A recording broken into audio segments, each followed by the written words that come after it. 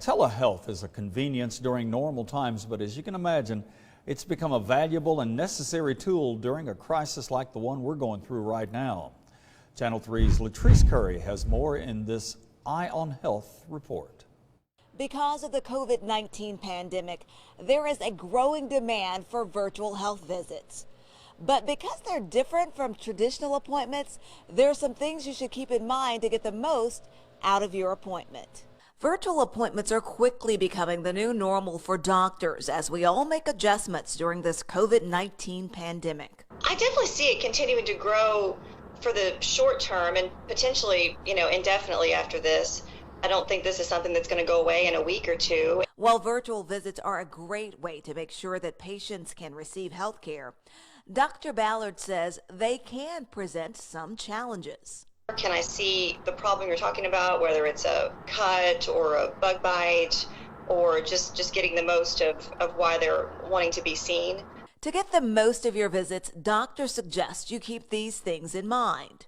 First, write down your symptoms. And they can write down their symptoms just so they don't forget anything, if they want, just to make sure everything's addressed.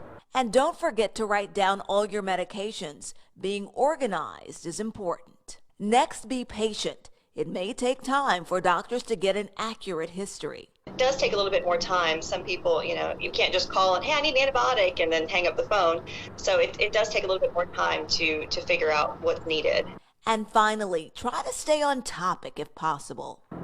As much as possible, yes. And again, we haven't had that problem yet. I mean, people are, it's usually a one problem issue. So they've been pretty good about that, not doing several different things like you would potentially in an actual visit.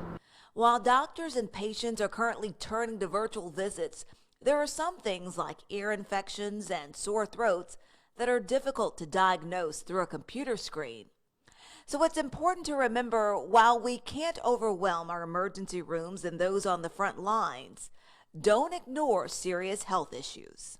Don't neglect your health. Don't risk your health by staying at home. I know at my office we're doing everything we can to keep people outside. I'll examine people in their cars. And if they do have to come in, Dr. Ballard says they are carefully screened and their temperature will be taken along with other safety precautions. Dr. Ballard says hopefully virtual health visits will become more popular and common so that more people will have access to their doctors and health care. With your Eye on Health report, LaTrice Currie, Channel 3 Eyewitness News.